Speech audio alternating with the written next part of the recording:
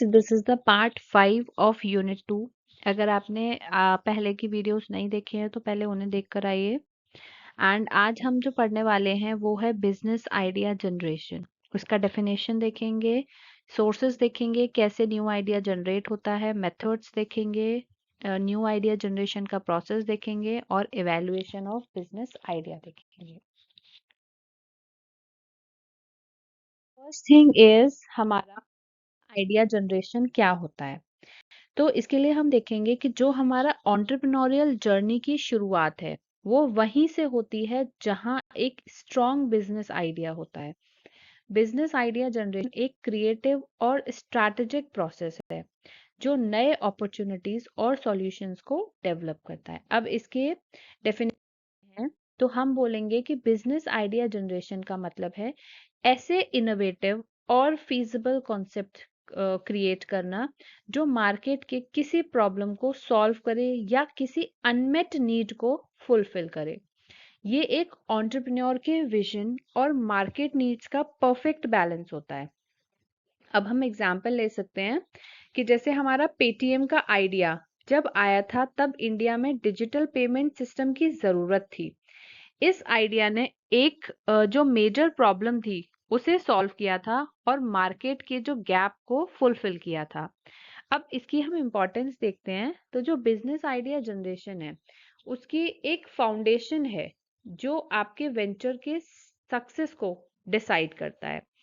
और एक वो ना एक ये स्ट्रॉन्ग बिजनेस आइडिया ही होता है कि जो इन्वेस्टर को अट्रैक्ट करता है और आपके प्लान्स को रियलिस्टिक और प्रॉफिटेबल बनाता है। तो अच्छा बिजनेस आइडिया नहीं होगा तो इन्वेस्टर या बैंक्स इन्वेस्ट नहीं करेंगे। नेक्स्ट इज हमारे sources of new idea generation. तो न्यू आइडियाज या फिर हम बोले न्यू बिजनेस आइडियाज कैसे जनरेट होते हैं, इसका जवाब है सोर्सेज ऑफ न्यू आइडियाज। ये सोर्सेज हैं जो एंटरप्रेन्योर के लिए इंस्पिरेशन का काम करते हैं। ठीक है, फर्स्ट जहां से हमारे आइडियाज आते हैं वो है हमारे पर्सनल एक्सपीरियंस या हम बोले हमारी डेली ऑब्जर्वेशन या फिर हमारी हॉबीज। ये आपकी डेली लाइफ और हॉबीज नए आइडियाज का एक बड़ा सोर्स हो सकती है। जो प्रॉब्लम्स आप फेस करते हो उनके सॉल्यूशन सोचकर बिजनेस आइडिया डेवलप किया जा सकता है। जैसे हम बोलते हैं कि एक मदर ने ना अपने बेबी के लिए केमिकल फ्री डायपर्स की जरूरत देखी और एक ऑर्गेनिक डायपर ब्रांड लॉन्च कर दिया। ठीक है, नेक्स्ट इज हमारा मार्केट का रिसर्च। तो यानी कि जब आप मार्केट का रिसर्च करेंगे तो आप देखेंगे कि जो कस्टमर का बिहेवियर है या फिर हम देखेंगे कि जो ट्रेंड है उसको एनालाइज करके नए आइडियाज मिलते हैं। तो मार्केट में गैप को आइडेंटिफाई करना और एक सक्सेसफुल आइडिया बनाता है। फॉर एग्जाम्पल फिर से हम जोमेटो का यहाँ पे फिट कर सकते हैं एग्जाम्पल। जैसे जोमेटो ने देखा कि लोग रेस्टोरेंट रिव्यूज और ऑनलाइन फूड डिलीवरी डिमांड कर रहे हैं, इसीलिए उन्होंने एक ऐप का एक सॉल्यूशन ही बना दिया। नेक्स्ट इज हम देख सकते हैं जो नेटवर्किंग होती है, यानी कि हमारे जो मेंटोर्स होते हैं या जो इंडस्ट्री के इवेंट्स होते हैं या फोरम्स होते हैं उसमें नए पर्सपेक्टिव्स और इंस्पिरेशंस लाते हैं। तो जैसे हमारे मेंटोर्स और प्रोफेशनल्स के साथ बातचीत से इनोवेटिव आइडियाज मिलते हैं।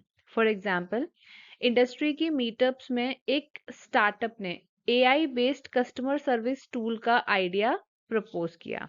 ठीक है, ये एक रियल एग्जांपल है। नेक्स्ट इज हम ये देखते हैं जैसे टेक्नोलॉजिकल एडवांसमेंट भी हो सकता है कि जैसे न्यू टेक्नोलॉजीज हैं जैसे एआई ब्लॉकचेन है या फिर हम बोल सकते हैं ऑटोमेशन ने नए सॉल्यूशंस डेवलप करने में मदद की है। या फिर हम ये भी इसमें एग्जांपल हम डाल सकते हैं टेक्नोलॉजिकल एडवांसमेंट का कि पेट्रोल डीजल महंगा हो रहा है, खत्म हो रहा है, मतलब इजीली अवेलेबल नहीं है, तो हम इलेक्ट्रिक स्कूटर्स वगैरह पर भी शिफ्ट कर सकते हैं। तो इलेक्ट्रिक स्कूटर्स या फिर हम बोले कार्ड्स पे वर्क हुआ है।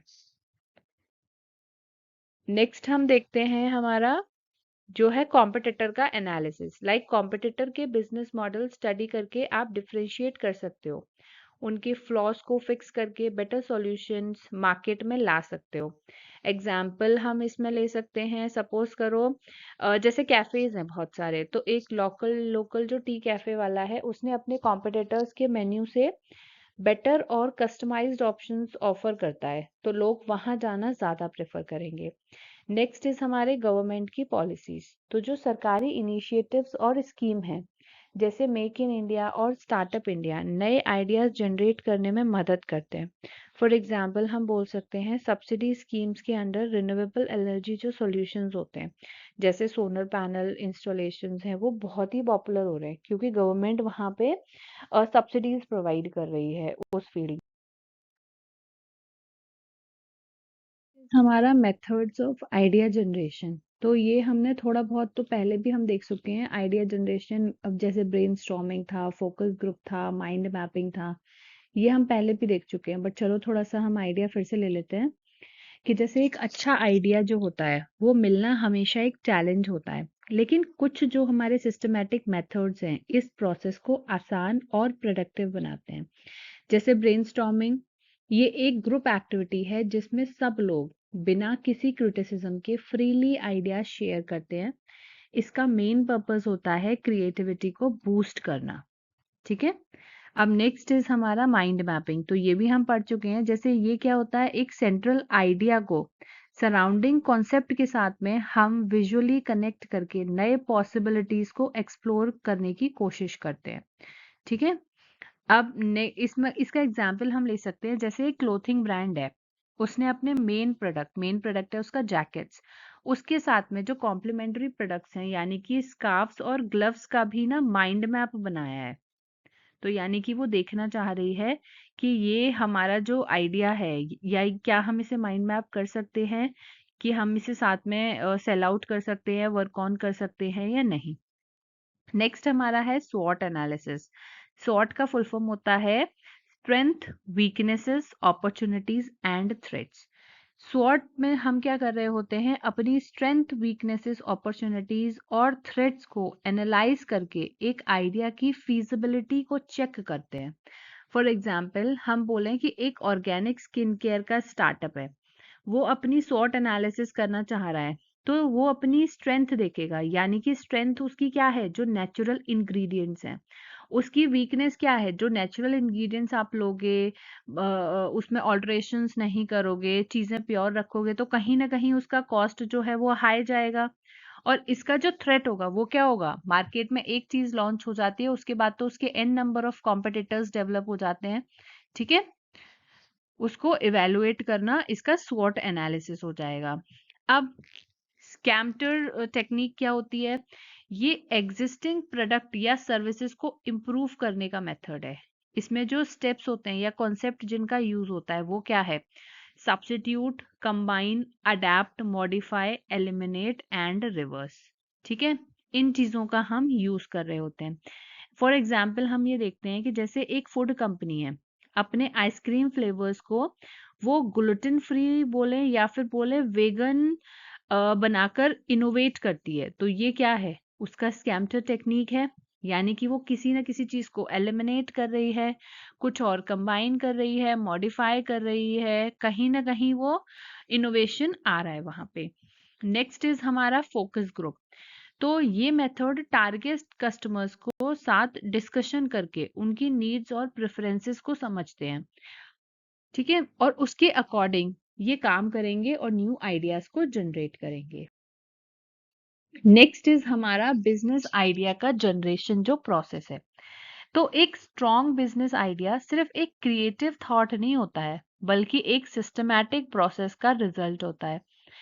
चलिए इस प्रोसेस को स्टेप बाय स्टेप समझते हैं। फर्स्ट इज हमारा आइडेंटिफाई द प्रॉब्लम। आपको कोई आइडिया आने के लिए पहले प्रॉब्लम तो पता होनी चाहिए। जब तक आपको प्रॉब्लम नहीं पता होगी, आप सर्वे नहीं करोगे, इंटरव्यू नहीं करोगे, कस्टमर्स को फेस नहीं करोगे, तो आपको प्रॉब्लम कैसे पता चलेगी। ठीक है। और जब आपको प्रॉब्लम पता चल गई है तो नेक्स्ट इज हमारा जनरेटिंग आइडियाज। यानी कि हमारे जो क्रिएटिव मेथड्स हैं जैसे ब्रेनस्टॉर्मिंग है, माइंड मैपिंग है, इसके थ्रू हम मल्टीपल आइडियाज को डेवलप करते हैं। ठीक है। अब नेक्स्ट इज हम रिफाइनिंग आइडियाज। बहुत सारे आइडियाज आते हैं, 20 वर्कर्स हैं एक टीम में, तो 20 आइडियाज आएंगे, तो क्या हम 20 आइडियाज पे वर्क ऑन करेंगे, नहीं। हमको उन आइडियाज को रिफाइन करना है। ठीक है। और सभी आइडियाज को एनालाइज करके जो फीजिबल और प्रॉफिटेबल होगा उसको शॉर्टलिस्ट करेंगे और उस पे काम करेंगे हम अपना। ठीक है। नेक्स्ट इज हमारा उनको टेस्ट किया जाता है आइडियाज को, यानी कि प्रोटोटाइप या फिर जो हमारे पायलट प्रोजेक्ट्स होते हैं उन्हें बनाएंगे और मार्केट में रिलीज करेंगे। लास्ट इज हमारा सिलेक्टिंग द बेस्ट आइडिया, यानी कि हम बोल सकते हैं जैसे रिफाइंड आइडियाज को हम इवेलुएट करके जो फाइनल आइडिया है उसको सेलेक्ट किया जाता है, जो एंटरप्रेन्योर के गोल और मार्केट डिमांड के साथ में अलाइन करता है। अब आपने वो आइडिया सिलेक्ट कर लिया, अब उस पर वर्क ऑन करते हैं और उसका फीडबैक लेंगे। ठीक है।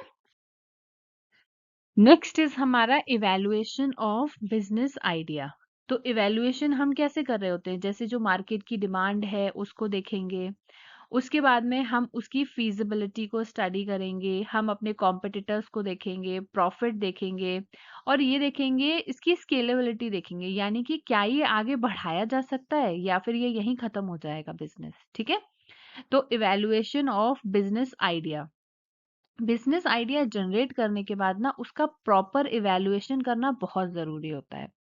फर्स्ट चीज जो हम यहाँ पे देखेंगे वो है मार्केट की डिमांड।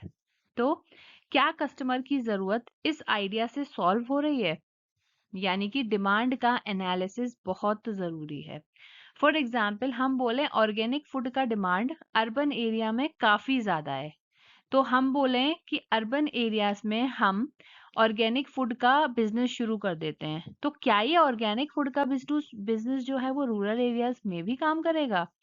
नहीं, you don't know. Next is हमारा फीजिबिलिटी स्टडी, यानी कि आइडिया को इम्प्लीमेंट करने के लिए हमें रिसोर्सेज और टेक्नोलॉजी अवेलेबल हैं या नहीं, ये सारी चीजें देखनी पड़ती हैं। ठीक है। जैसे एग्जाम्पल हम ले सकते हैं कि जैसे एक हेल्थ केयर ऐप है, स्टार्टअप है, उसके लिए आपको स्ट्रॉन्ग आईटी इंफ्रास्ट्रक्चर होना बहुत जरूरी है। नेक्स्ट इज हमें हमारा कंपटीशन देखना है, यानी कि कॉम्पिटिटर्स की जो मॉडल हैं उनकी स्ट्रैटेजीज को समझना हमारे लिए बहुत जरूरी है। ठीक है।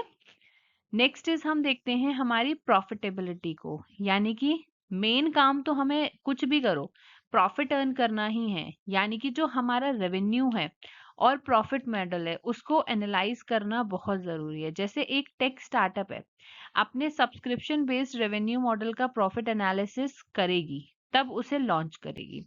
नेक्स्ट इज हम उसकी स्केलेबिलिटी देखते हैं। स्केलेबिलिटी का मतलब है कि ability to grow and expand over time, यानी कि क्या आइडिया ये फ्यूचर में एक्सपेंड हो सकता है और नए प्रोडक्ट्स या मार्केट्स कवर कर सकता है। फॉर एग्जाम्पल एक e learning platform international courses और लैंग्वेजेस ऐड करके स्केल हो सकता है, यानी कि बड़े लेवल पे जा सकता है। Okay, that's all for today, thank you.